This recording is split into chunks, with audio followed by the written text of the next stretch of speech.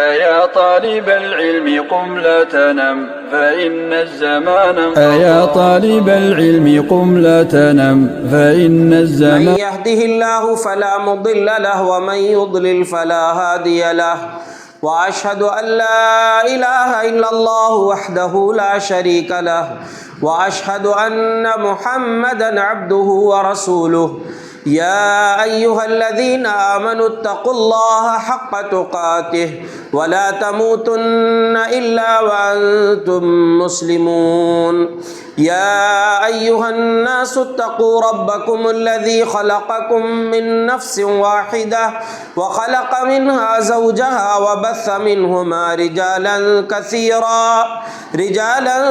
كثيرا ونساء واتقوا الله الذي تساءلون به والأرحام إن الله كان عليكم رقيبا يا أيها الذين آمنوا اتقوا الله وقولوا قولا سديدا يصلح لكم أعمالكم ويغفر لكم ذنوبكم ومن يطع الله ورسوله فقد فاز فوزا عظيما أما بعد فإن خير الحديث كتاب الله وخير الهدي هدي محمد صلى الله عليه وسلم وشر الأمور محدثاتها وكل محدثة بدعة وكل بدعة ضلالة وكل ضلالة في النار. أعوذ بالله من الشيطان الرجيم. بسم الله الرحمن الرحيم. إنما المؤمنون الذين إذا ذكر الله وجلت قلوبهم وإذا تليت عليهم آياته زادتهم إيمانا وعلى ربهم يتوكلون والذين يقيمون الصلاة ومما رزقناهم ينفقون أولئك هم المؤمنون حقا لهم درجات ومغفرة عند ربهم ورزق كريم. اللهم صل على محمد وعلى آل محمد كما صليت على إبراهيم وعلى آل إبراهيم إنك حميد مجيد. اللهم بارك على محمد وعلى آل محمد كما باركت على إبراهيم وعلى آل إبراهيم إنك حميد مجيد. رب اشرح لي صدري ويسر لي أمري واحلل عقدة من لساني يفقهوا قولي. اللهم انفعنا بما علمتنا وعلمنا ما ينفعنا وزدنا علما. سبحانك لا علم لنا إلا ما علمتنا إنك أنت العليم الحكيم. اللہ رب العزت نے وحی کے ذریعے انسانوں کو بہترین قانون زندگی گزارنے کا طریقہ اور سلیقہ سکھلایا ہے. اللہ رب العالمین کی منشا مرضی یہ ہے کہ ایک انسان بہترین مومن بہترین مسلمان بن کر رہ کر اپنی زندگی کو گزارے. اس کے لیے اللہ تبارک و تعالی نے قرآن اور حدیث میں مختلف انداز میں وہ اصول سکھائے ہیں جن کو اپنا کر یا جن کے مطابق زندگی گزار کے انسان ایک بہترین مسلمان بہترین مومن بن سکتا ہے. اور سال میں ایک مرتبہ ایک مہینے کے روزے خاص طور سے فرض کر کے اللہ رب العالمین نے اس کا مقصد یہ بیان کیا ہے لعلکم تتقون، تاکہ تم متقی بن جاؤ. آئندہ مہینے میں انشاءاللہ رمضان کا مہینہ شروع ہو رہا ہے. اللہ رب العالمین ہم کو اس مہینے تک پہنچا کر اس کا حق ادا کرنے کی توفیق عطا فرمائے. اس روزے کا مقصد جو ہے وہ انشاءاللہ آپ مستقبل میں جو جمعہ کے خطبات ہوں گے اس میں تو سنیں گے، لیکن اس ایک لفظ کے ذریعے میں آپ کو یہ پیغام دینا چاہتا ہوں لعلکم تتقون. اللہ نے جو روزہ رکھا ہے فرض، اس کا مطلب یہ ہے کہ آپ، اس کا مقصد یہ ہے کہ آپ متقی بن جائیں. اس لفظ تقویٰ کو زندگی کے ہر گوشے میں انسان کو لاگو کرنا چاہیے، کیونکہ تقویٰ ایک لفظ چھوٹا سا ہے لیکن اس کا مفہوم جو ہے وہ پوری زندگی کو محیط ہے. اگر اس کی تعریف دیکھی جائے تو کئی ایک تعریف اہل علم نے کی ہے. اس کا ایک مطلب ہے التقوی اللہ یجد المخلوق فی لسانک عیبا، تقوی کا مطلب یہ ہے کہ مخلوق یعنی جو بھی جن سے بھی آپ کا رابطہ ہوتا ہے، سابقہ پڑتا ہے، کوئی بھی انسان، کوئی مخلوق تمہاری زبان میں عیب نہ پائے۔ وَلَا الْمَلَائِكَةُ فِي أَفْعَالِكَ عَيْبًا، فرشتے تمہارے اعمال میں، تمہارے کاموں میں عیب نہ پائیں۔ جو فرشتے اللہ نے ہمارے ساتھ رکھا ہے لکھنے کے لیے ہمارے اعمال، وہ تمہارے عمل میں عیب نہ پائیں۔ وَلَا مَالِكُ الْعَرْشِ فِي سِرِّكَ عَيْبًا، عرش عظیم کا مالک تمہارے باطن میں، جہاں تم تنہا ہو، جہاں تمہیں گناہ کا چانس مل رہا ہے، اس میں بھی تمہارے اندر عیب نہ پائے۔ یہ اللہ رب العالمین کے لیے تقوی اختیار کرنے کو ایک سمجھایا گیا ہے۔ ایک اور چیز بڑی عمدہ چھوٹے سے لفظ میں اس کو سمجھایا گیا، اللہ یجدک اللہ حیث نہاک عنہ ولا یفتقدک حیث امرک، کہ تقوی کا مطلب یہ ہے جہاں جانے کا حکم تم کو اللہ نے دیا ہے وہاں تم غیر حاضر مت رہنا، اور جہاں سے منع کیا ہے وہاں پر جانے کی کوشش مت کرنا۔ اس کو تقوی کہتے ہیں۔ مثال کے طور پر اللہ کا حکم ہے 5 نمازیں مسجد میں پڑھو، یہاں سے غیر حاضر مت رہنا۔ اللہ کا حکم ہے گناہ والی جگہوں پر مت جانا، غلط کمانے کے لیے، غلط راستوں کے لیے اپنے قدم مت اٹھانا۔ اللہ تبارک و تعالی نے منع کیا ہے، اس طرف مت جانا۔ تو یہ جو آنے والا مہینہ ہے وہ تو یہ پیغام آپ کو دے رہا ہے۔ میں نے قرآن کی جو آیات ابھی آپ کے سامنے پڑھی ہے، اس میں اللہ تبارک و تعالیٰ نے مومنوں کی کچھ صفات بیان کر کے، اور اگر اس پر غور کریں تو وہ سب کا تعلق اللہ سے ہے، یعنی اللہ کے حق سے ہے۔ اگر مومن کے اندر وہ صفات ہو تو اللہ نے اس کے لیے ایک بہت زبردست ایک جملہ کہا ہے اس انسان کے لیے۔ اللہ نے کیا فرمایا؟ شروع بھی اور آخر بھی دونوں بڑے قیمتی ہیں۔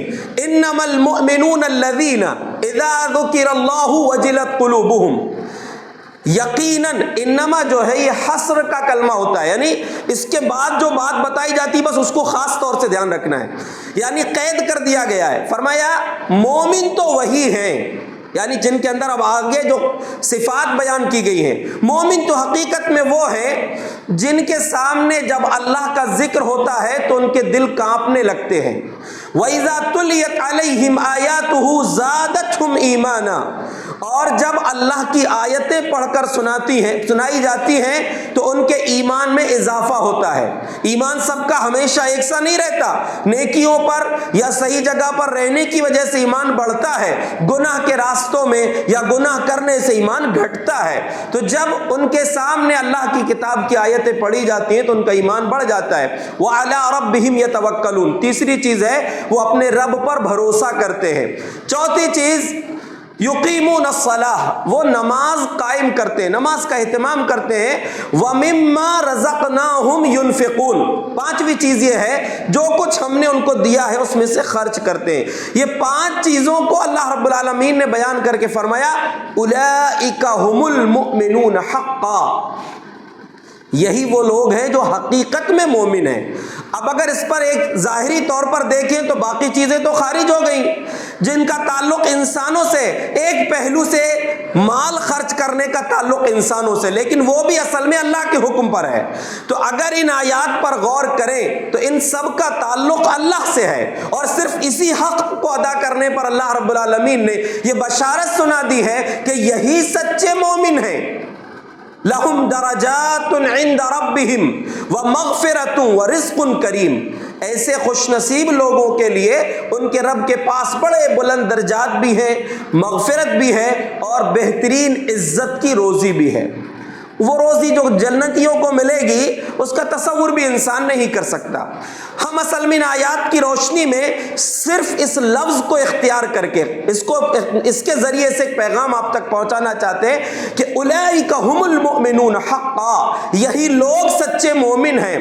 لیکن اس پر غور کریں تو اللہ سے جس کا جتنا گہرا تعلق ہوگا، جس کا اللہ پر جتنا مضبوط ایمان ہوگا، جس کی زبان پر جس قدر اللہ کا ذکر ہوگا، جس کی توحید جس قدر مضبوط ہوگی، اصل میں وہ انسان دنیا کے دیگر معاملات میں، اپنی رشتہ داریوں میں، اپنے پڑوس میں، اپنے کاروبار میں، اپنے تمام معاملات میں بہترین ہوگا۔ اسی لیے اللہ تبارک و تعالیٰ نے یہ فضیلت سنا دیا، یہ بشارت سنا دیا کہ جن کے دل اس طرف سے بھرپور ہو اللہ کے ایمان سے، جن کا تعلق اللہ سے مضبوط ہو، وہی سچے مومن ہیں۔ چونکہ ان کے سامنے مسئلہ یہ ہے کہ اللہ کا ذکر آتی دل کانپنے لگتے۔ کیا مطلب اس کا؟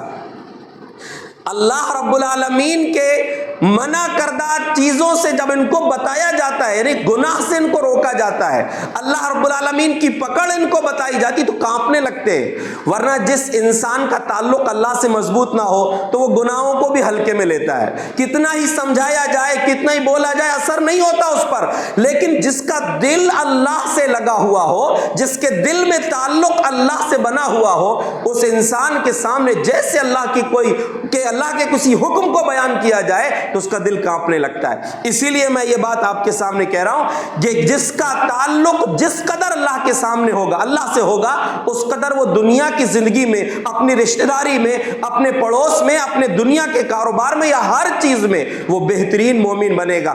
ہم آپ کو یہ پیغام دینا چاہتے ہیں کہ اپنی زندگی میں ایک بہترین مومن بنیے، بہترین مسلمان بنیے۔ جو رمضان کا روزہ ہے اس کا مقصد، اس میں دیکھیے خاص طور سے ایک چیز ہے، نبی صلی اللہ علیہ وسلم کا فرمان ہے، من لم يدع قول الزور والعمل به فليس لله حاجة في ان يدع طعامه وشرابه۔ جو انسان جھوٹ بولنا، جھوٹے کام کرنا نہ چھوڑے۔ زور اصل میں اس کا ایک معنی تو ہے جھوٹ، لیکن لفظ زور کے اندر زبان سے ہونے والی ساری غلطیاں شامل ہیں، چاہے وہ جھوٹ ہو، گالی ہو، غیبت ہو، تہمت لگانا، جو کچھ ہو سکتے ہیں غلط کام، وہ سب اس میں شامل ہے۔ ایک بہترین مومن بننے کے لیے سب سے پہلا آپ کا معاملہ یہ ہے، صرف میں 3 چیزیں آپ کے سامنے رکھنا چاہتا ہوں۔ سب سے پہلی چیز یہ ہے کہ آپ کا تعلق اللہ رب العالمین سے بہترین ہو، آپ کا ایمان، آپ کا دل سلامت ہو، آپ کی زبان سلامت ہو۔ اللہ سے کیسے رابطہ ہو؟ پیارے نبی صلی اللہ علیہ وسلم کے پاس ایک صحابی آئے، صحیح مسلم کی روایت ہے، کہا کہ اللہ کے رسول ایسا کوئی جملہ بتا دیجئے، ایسی کوئی بات بتا دیجئے اسلامی زندگی گزارتے ہوئے، لا اسأل عنہ احدا بعدک، کہ آپ کے بعد کسی سے پوچھنے کی ضرورت ہی نہ پڑے۔ تو بہت مختصر میں آپ نے ایک بات کہی ہے، قل آمنت باللہ فاستقم، تم یہ کہو کہ میں اللہ پر ایمان لایا، پھر اس پر ڈٹ جاؤ، کتنی ہی پریشانیاں آ جائیں لیکن اللہ رب العالمین پر ایمان کو اپنے آپ زندگی میں تھام کر رکھنا، اللہ سے اپنا تعلق مضبوط رکھنا۔ سنن ابن ماجہ کی ایک روایت ہے، ایک صحابی، ایک دیہاتی صحابی اللہ کے نبی صلی اللہ علیہ وسلم کے پاس آئے، لیکن دیکھیے ہیں تو دیہاتی لیکن سوال کتنا خوبصورت کیے ہیں، کہا کہ ان شرائع الاسلام قد کثرت علی، اللہ کے رسول اسلام کی تعلیمات میرے اوپر بہت ساری ہو گئی ہیں، یعنی آپ سے جو سیکھ رہے ہیں شریعت، اسلام کی تعلیمات بہت ساری تعلیمات ہیں، ایک کوئی بات بتائیے، فاخبرنی بشیء اتشبث بہ، کوئی ایک کام ایسا بتائیے جس کو میں مضبوطی سے پکڑ لوں۔ آپ نے فرمایا لا یزال لسانک رطبا بذکر اللہ، کوشش کرو کہ ہمیشہ تمہاری زبان میں اللہ کا ذکر ہونا چاہیے۔ اللہ کا ذکر کا کیا مطلب؟ اللہ کے ذکر کی تفصیل کریں گے تو بہت ساری چیزیں ہیں، بہت سارے کلمات ہیں، مختصر میں یہ اللہ نے دیکھیے قرآن کو کیا کہا، انا نحن نزلنا الذکر وانا لہ لحافظون، ہم نے ہی اس ذکر کو نازل کیا ہے اور ہم اس کی حفاظت کریں گے۔ کیا ہے یہ؟ قرآن کو اللہ نے ذکر کہا ہے، ذکر کے معنی نصیحت بھی ہوتے، ذکر جو ہے اللہ رب اس کا مقام دیکھیے آپ قرآن کا، یعنی اگر آپ اللہ کا ذکر کرنا چاہتے ہیں نا، قرآن پڑھیے۔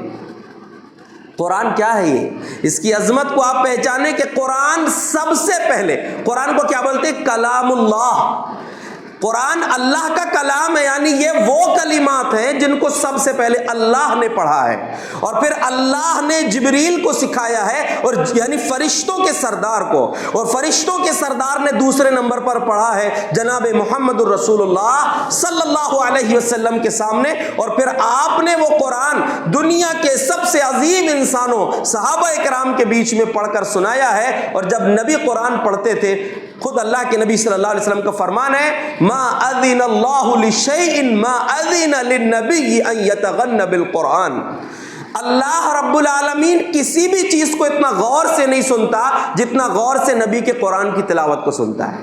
یعنی یہ اللہ کا کلام ہے، اس کلام کا مقام یہ ہے کہ سب سے پہلے اس کو اللہ نے پڑھا ہے، اس لیے یہ اللہ کا کلام ہے۔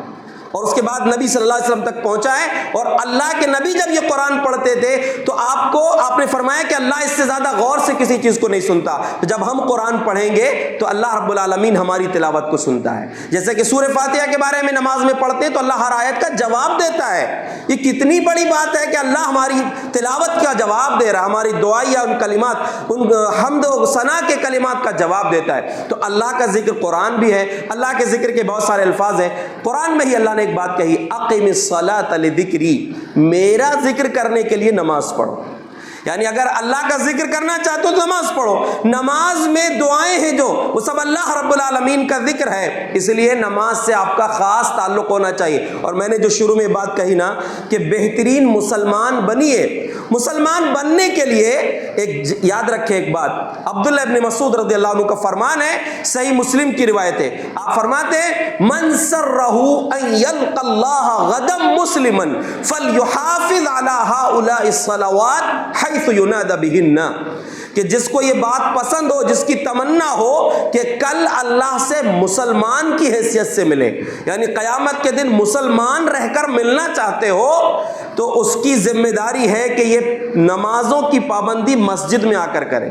یعنی جہاں سے اذان دی جاتی, حیث ینادى بہن, جہاں سے نماز کے لیے بلایا جاتا ہے وہاں جا کر نماز پڑھو. یعنی اللہ کے گھر میں نماز پڑھو. اور اللہ کے گھر میں آپ آئیں گے تو پیارے نبی صلی اللہ علیہ وسلم کا فرمان ہے صحیح بخاری میں, من غدا او راح الى المسجد اعد اللہ له نزوله كلما غدا او راح, کہ جب بھی کوئی انسان دن اور رات کی کسی بھی گھڑی میں مسجد میں آتا ہے تو اللہ رب العالمین اس کے لیے میزبانی کا انتظام کرتا ہے. اللہ سے بہترین میزبان کون ہوگا؟ آپ کسی کے مہمان دنیا میں بنے, وہ اپنی حیثیت کے مطابق آپ کو کھلائے گا, لیکن اللہ جس کا میزبان ہو آپ اللہ کے مہمان بن جائیں, اس سے بڑے شرف کی بات کیا ہے؟ تو پہلی بات یہ ہے کہ بہترین مسلمان بننے کے لیے, بہترین مومن بننے کے لیے آپ کا تعلق اللہ سے مضبوط ہو, آپ کا بھروسہ اللہ پر ہو. کتنے ہی حالات بگڑ جائیں لیکن اللہ پر آپ کا یقین ہو. کتنی بڑی سی بڑی رقم خرچ کرنے کی بات آئے لیکن آپ کا یقین ہو کہ اگر میں اللہ کی راہ میں دوں گا تو اللہ تبارک و تعالیٰ اور دے گا. یہ حدیث میں نے بارہا آپ کو سنایا ہے کہ ابن آدم انفق علیک, اے آدم کی اولاد تو خرچ کر, میں تجھ پر خرچ کروں گا. یہ کون کر سکتا ہے؟ جس کا تعلق اللہ سے مضبوط ہوگا, جس کا تعلق, جس کا بھروسہ اللہ پر ہوگا, وہی انسان اللہ کے اس فرمان کو قبول کر سکتا ہے. ورنہ جس کے دل میں تعلق دنیا سے زیادہ ہو, شیطان کے بہکاووں میں زیادہ ہو, تو وہ خرچ نہیں کر سکتا, ایک لمٹ میں خرچ کرے گا. لیکن جس کا تعلق اللہ سے مضبوط ہوگا وہ بے دریغ اللہ کی راہ میں خرچ کرنے کو تیار رہے گا. تو انسان کا جس قدر تعلق اللہ سے مضبوط ہوگا باقی تعلقات اس کے بہتر رہیں گے. اس لیے حضرت عمر بن خطاب رضی اللہ عنہ اپنے دور خلافت میں جب کسی کو کہیں کا ذمہ دار بنا کر بھیجتے تھے تو کہتے تھے ان اہم امورکم عندی الصلاۃ, میرے نزدیک تم میں تمہارے سارے کاموں میں سب سے اہم کام جو ہے وہ نماز ہے. فمن حافظ علیہا, جس نے اس کی حفاظت کر لیا تو اس نے اپنے دین کی حفاظت کر لیا. ومن ضیعها فهو لما سواها اضیع, اور جو نماز کی حفاظت نہیں کر سکا وہ کسی چیز کو برابر نہیں کر سکتا, وہ کوئی ذمہ داری برابر نہیں نبھا سکتا. اس لیے پہلی چیز یہ ہے کہ ہمارا تعلق اللہ سے بہتر ہونا چاہیے. اس کے بعد سماجی زندگی, معاشرتی زندگی گزارتے ہوئے آپ گھر کے اندر کتنے بہتر ہیں, یہ دوسرے نمبر پر اس کو یاد رکھیں.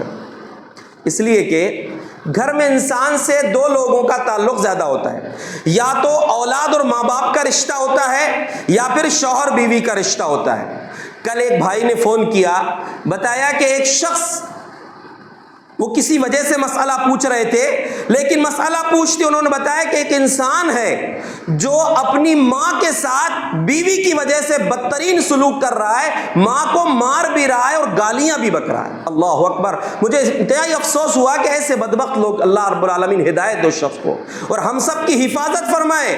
ہم بھی انسان ہیں, ہم سے بھی چوک ہو سکتی ہے, لیکن کوئی انسان اپنی ماں کو گالیاں دے, اپنی ماں کو مار دے, اس سے بڑا بدبخت انسان کون ہو سکتا ہے؟ کتنی بڑی بدنصیبی کی بات ہے یہ.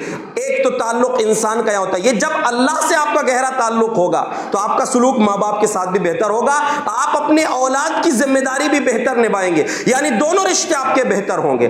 یاد رکھیں، دوسرا گھر کے اندر جو رشتہ ہے وہ شوہر بیوی کا رشتہ ہے۔ آج ان میں بھی بہت خرابیاں آ رہی ہیں، خلا لینے کے لیے بہت ساری لڑکیاں مطالبہ کرتی ہیں، بہت سارے لوگ چند دن گزرے کے طلاق دے دیتے ہیں، یا لڑائی جھگڑے ایک دوسرے کی کھینچا تانی کرتے ہوئے زندگی گزر رہی ہے، کسی بھی حال زندگی کٹ رہی ہے۔ اسلام آپ کو بہترین مسلمان بننا سکھاتا ہے۔ بہترین مسلمان بننے کے لیے آپ کا تعلق اللہ سے بہتر ہو، اور دوسرا گھر کے اندر آپ کیسے ہیں۔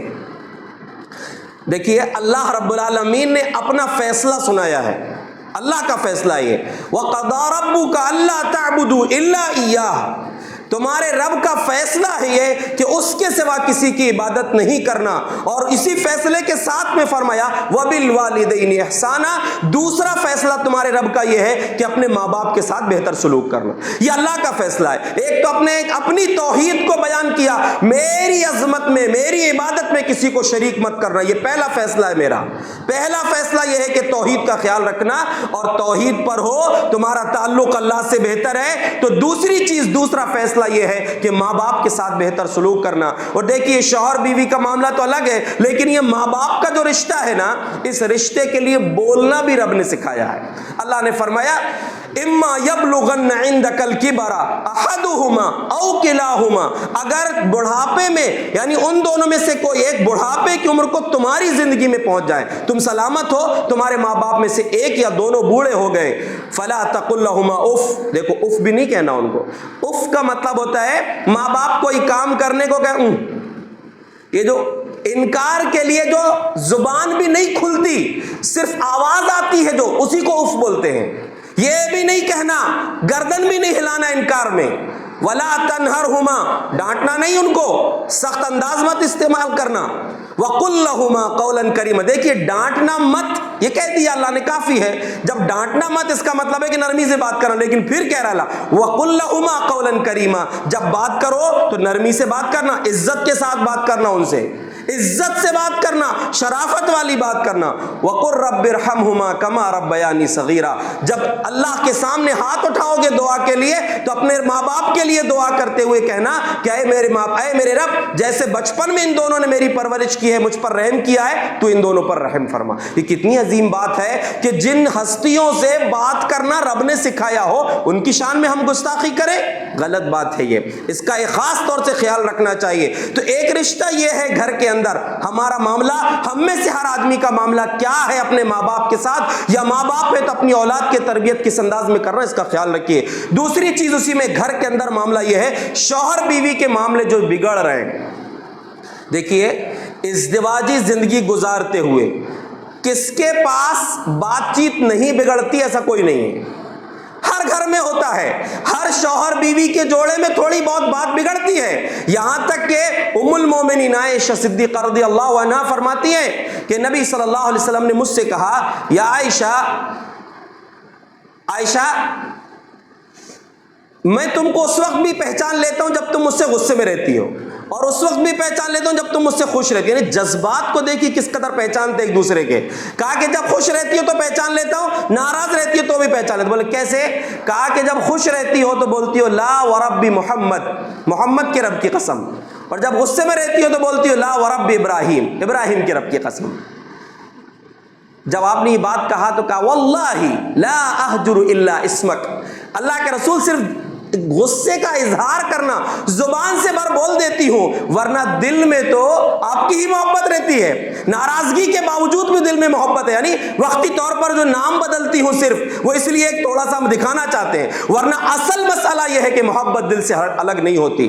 یہ ہمارے لیے پیمانہ ہے۔ یہ ام المومنین فرماتی ہے کہ اس جوڑا کتنا کامیاب ترین جوڑا تھا۔ فرماتی ہے کہ نبی صلی اللہ علیہ وسلم جب کوئی ہڈی والا گوشت کھاتے تھے تو آپ جہاں سے گوشت کھاتے تھے وہ ہڈی کو پکڑ کے میں دیکھتی تھی اور اسی جگہ منہ لگا کر میں بھی کھاتی تھی۔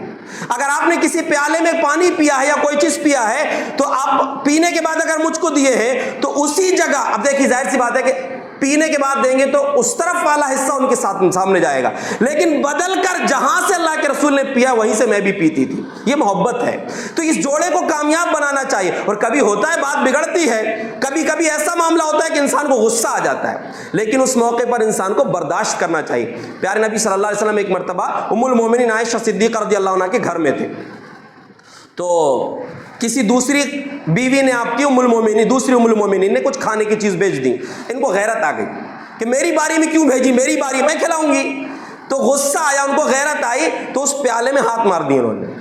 وہ پیالہ نیچے پورا بکھر گیا، جو کھانے کی چیز تھی وہ بھی گر گئی اور پیالہ بھی ٹوٹ کے بکھر گیا. مٹی کا پیالہ تھا. تو اللہ کے رسول صلی اللہ علیہ وسلم، اب دیکھیے ایک عام مرد ہو، غصے والا ہو تو کیا کرے گا؟ بیوی نے ماری پیالے میں ہاتھ دیا، ہاتھ اس کے اوپر مارے گا. لیکن پیارے نبی صلی اللہ علیہ وسلم نے کیا کیا؟ وہ پیالہ ٹوٹا ہوا پورا آپ نے اس کے ٹکڑے جمع کر لیے. وہ اس کو جمع کر کے آپ نے ایک جملہ کہا، غارت امکم، غارت امکم، تمہاری امی کو غیرت آ گئی. تمہاری امی کو، جو لانے والا تھا جو سامان، جو اس کے سامنے کہہ رہے ہیں کہ تمہاری امی کو غیرت آ گئی. ام المومنین ہے، وہ پوری دنیا کے مومنوں کی ماں ہے. کہا کہ تمہاری امی کو غیرت آ گئی. لیکن انصاف کا تقاضا نہیں، محبت اپنی جگہ، انصاف کا تقاضا آپ نے نہیں چھوڑا. کہا کہ اعلیٰ پہلا یہاں رکھو. یہاں سے دوسرا ثابت پیالہ آپ نے اس بیوی کے گھر، وہ ام المومنین کے گھر بھیجا جن کے گھر سے وہ کھانا آیا تھا. تو دیکھیے معاملات کو اگر سدھارنا چاہیں تو سدھرتے بھی، اور بگڑنا چاہیں تو بہانا چاہیے. لیکن یاد رکھیں آج جو معاملات بگڑ رہے ہیں، میں سمجھتا ہوں اور بھی اسباب ہیں، لیکن دو اسباب بہت اہم ہے. ایک ہے زبان درازی، چاہے شوہر کی طرف سے ہو یا بیوی کی طرف سے ہو. بیوی منہ چلاتی ہے اور شوہر سمجھتا ہے کہ میں تو حاکم ہوں، جو چاہوں بول لوں، میری زبان جیسی چلے کوئی دقت نہیں. گندی گندی گالیاں دیتے ہیں شوہر لوگ. غلط بات ہے. کس کو گالی دے رہے ہو؟ اپنے جوڑے کو دے رہے ہو گالی. اور یہ جوڑا کون ہے معلوم؟ اس کی عظمت پوری دنیا میں، انسانی تاریخ میں سب سے پہلا رشتہ جو بنا ہے وہ شوہر بیوی کا رشتہ بنا ہے.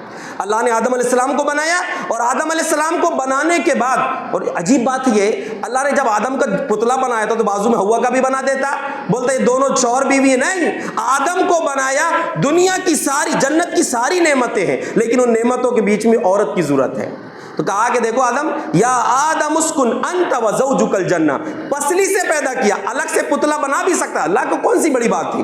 الگ سے پتلا بنا کر اس میں بھی روح پھونک دیتا، آدم یہ تمہاری بیوی ہے. لیکن آدم کی پسلی سے نکالا، یہ پیغام دیا ہے کہ تمہارے جسم کا حصہ ہے یہ بیوی. جس کو گالی دے رہے ہو نا تم، جس کو برا بول رہے ہو، یہ تمہارے جسم کا حصہ ہے. کیوں اس کو برا کرتے ہو؟ کسی کے گھر سے لے کے آئے ہو. تمہاری گود میں بھی بیٹیاں پڑھ رہی ہیں، وہ بھی کسی کے گھر جائیں گی نا. کسی کی بیٹی کو لائے، عزت سے رکھو ذرا. یہ رشتہ اتنا عظیم رشتہ ہے. اللہ نے ایک دوسرے کو لباس کہا ہے، اور آپ اس رشتے کی عظمت کو سمجھ. دونوں کی ذمہ داری ہے، چاہے مرد ہو یا عورت ہو. اللہ کے نبی صلی اللہ علیہ وسلم نے شوہر کے مقام کو بیان کرنے کے لیے فرمایا، لو کنت آمر احدا ان يسجد لاحد لامرت المرأة ان تسجد لزوجها. اگر دنیا میں کسی انسان کو انسان کے لیے سجدہ کرنے کی اجازت دیتا تو مرد کے لیے سجدہ کرنے کا حکم عورت کو دیتا، کہ عورت ہو تم، بیوی ہو، سجدہ کرو اپنے شوہر کو. اگر انسانوں میں کسی کو سجدے کی اجازت ملتی تو وہ صرف عورت کو حکم ہوتا کہ اپنے شوہر کو سجدہ کرے. اور دوسری طرف اس بیوی کا مقام کیا ہے؟ پیارے نبی صلی اللہ علیہ وسلم نے فرمایا، الدنیا کلھا متاع وخیر متاع الدنیا المرأة الصالحہ. دنیا پوری کی پوری فائدہ اٹھانے کی چیز ہے، سب سے بہترین فائدہ اٹھانے کی چیز نیک بیوی ہے. تو اس پر غور کیجئے. دونوں رشتے اپنی جگہ عظمت رکھتے ہیں، مقام رکھتے ہیں. اسی لیے اس رشتے کو سنوارنے کی کوشش کریں. ایک دوسرے کا لباس ہے. اور مردوں کو خاص طور سے گالیاں مت بکیے. نبی صلی اللہ علیہ وسلم نے منافق کی علامت بتائی ہے، اذا خاصم فجرا، جب وہ لڑتا ہے تو گالیاں بکتا ہے. کسی سے بھی لڑے اور گالی بکے تو منافق والا معاملہ ہے. بیچاری پر ظلم کر رہے نا، کہاں بولے گی، کیسے جواب دے گی؟ یہ سوچ کے اگر گالیاں بک رہے ہو، مظلوم ہے وہ، اللہ کے یہاں پر اس کی پکڑ ہوگی. اس زبان کے بارے میں اللہ سوال کرے گا. اس لیے میں نے کہا کہ زبان کی حفاظت کیجئے. اللہ سے اگر تعلق اچھا ہوگا نا آپ کا، پہلی چیز کو یاد رکھیے، آپ کے دل کانپنے لگیں گے کہ اگر میں نے اس کے ساتھ غلط کیا تو اللہ پوچھے گا قیامت کے دن. اور یاد رکھیں، اللہ کے نبی صلی اللہ علیہ وسلم نے اپنی زندگی کے ایک عظیم ترین خطبے حجۃ الوداع کے موقع پر کہا تھا، استوصوا بالنساء خیرا. لوگوں، مجھ سے اپنی بیویوں کے تعلق سے بہتر سلوک کرنے کی وصیت قبول کرو. اور پیارے نبی صلی اللہ علیہ وسلم کا ایک فرمان، جو میں نے کہا نا کہ آپ گھر میں کیسے بہترین مسلمان بننا ہے تو گھر میں اچھے رہیے. پیارے نبی صلی اللہ علیہ وسلم کا فرمان ہے، خیرکم خیرکم لأہلی. تم میں بہترین انسان وہ ہے جو اپنے گھر والوں کے لیے اچھا ہو. یعنی گھر والوں میں سب سے پہلے اس کی بیوی آتی ہے. وَأَنَا خَيْرُكُمْ لِأَهْلِي، میں تم سب میں اپنے گھر والوں کے لیے سب سے اچھا ہوں. پوچھ کر دیکھیے ازواج مطہرات سے کہ نبی کیسے تھے، شوہر کی حیثیت سے کیا مقام تھا آپ کا، کیسے آپ نے زندگی گزاری ہے، تو آپ کو کئی ایک مثالیں مل جائیں گی. لیکن ہمارے لیے ضروری ہے کہ ہم اس نبی صلی اللہ علیہ وسلم کو اپنے لیے نمونہ بنائیں. ایک چیز یہ ہے جو بگاڑ آ رہا ہے نا، زبان کی غلطی. ایک بہت قیمتی حدیث ہے، بلکہ میں کہوں یعنی اس کو زندگی میں اگر اپنا لیں شوہر بیوی، آپ نے فرمایا من سمت نجا، جو چپ رہ گیا وہ کامیاب ہو گیا. بیوی غصے میں ہے تو شوہر کو چاہیے ذرا تھوڑی دیر چپ رہ جاؤ نا، ہمیشہ تو بولتے ہو. آج اگر بیوی غصے میں ہے تو تم چپ ہو جاؤ، اور اگر شوہر غصے میں ہے تو بیوی کو چاہیے کہ زبان بند کر لے. اگر سامنے والا چپ ہو جائے تو ادھر والا بہت دیر نہیں بول پائے گا. اس وقت غصہ بڑھتا ہے جب سامنے سے جواب ملتا ہے. اسی لیے اگر جو جوڑے میں سے جوڑا جو ہے شوہر بیوی کا، کوئی ایک اگر غصے میں ہے تو دوسری کی ذمہ داری چپ رہ جائے. پیارے نبی صلی اللہ علیہ وسلم کا فرمان ہے من کان یؤمن باللہ والیوم الاخر فلیقل خیرا او لیصمت. جو اللہ پر اور آخرت کے دن پر ایمان رکھتا ہے اسے چاہیے کہ سچ بولے، صحیح بولے، اچھی بات کرے، نہیں تو چپ رہے. اب اچھی بات کے خلاف، صحیح بات کے خلاف آپ تو کیا کیا بک دے رہے ہیں، غلط بات ہے یہ. اور نکاح آپ کا جو ہوا ہے، آپ میں سے جس کا بھی نکاح ہوا اور جس کا ہوگا، نکاح کے موقع پر جو خطبہ پڑھا جاتا ہے اس میں ایک آیت پڑھی جاتی ہے، یا ایھا الذین آمنوا اتقوا اللہ وقولوا قولا سدیدا. اے ایمان والو، اللہ سے ڈرو اور سیدھی سچی بات کرو. الٹی سیدھی بات کرو گے تو معاملات بگڑیں گے. یصلح لکم اعمالکم، اگر زبان صحیح چلاؤ گے تو تمہارے معاملات صحیح ہو جائیں گے. ویغفر لکم ذنوبکم، اللہ تمہارے گناہ بھی معاف کر دے گا. ومن یطع اللہ ورسولہ فقد فاز فوزا عظیما، جو اللہ اور اس کے رسول کی اطاعت کرے گا وہ بڑا کامیاب ہو جائے گا. اصل کامیابی وہ ہے، یعنی ازدواجی زندگی کو بہتر بنانا ہے تو نبی صلی اللہ علیہ وسلم کی زندگی کو اپنے لیے نمونہ بناؤ. تو ایک وجہ یہ ہے کہ زبان چلتی ہے غلط. دوسرا ایک اہم سبب مجھے دکھتا ہے کہ مائکے والوں کا غلط انٹرفیئر بہت ساری جگہ. ایک بزرگ ایک مرتبہ مجھے بتایا کہ ہماری بیٹی کے کچھ دن ہوئے تھے نکاح کے، کچھ سال جو بتائے تھے، کئی سال پہلے انہوں نے بتائے تھے، مجھے یاد نہیں کتنے دن بولے تھے. انہوں نے کہا کہ معاملہ بگڑ گیا. بیوی نے فون کر کے بلائی بیٹی نے کہ میں نہیں رہتی، مجھے لے کر چلو. جب ہم اس کے گھر پہنچے اپنی بیٹی کے سسرال، بات کیے، بیٹی سے ملاقات ہوئی، اس کو ڈانٹ کر کہا کہ یہ گھر تیرا گھر اب یہی ہے، ہمارا گھر اب تیرا گھر نہیں، تجھے یہیں پر رہنا ہے. تو جب اتنا بول کے ہم واپس لمبا سفر کر کے گئے، جب واپس آنے لگے تو لڑکی کے ساتھ سسر روکنے لگے، کھانا کھائیے. نہیں، ہم کھانا کھانے نہیں آئے، جب کھانا کھلانا ہوگا تو بعد میں دعوت میں بلانا.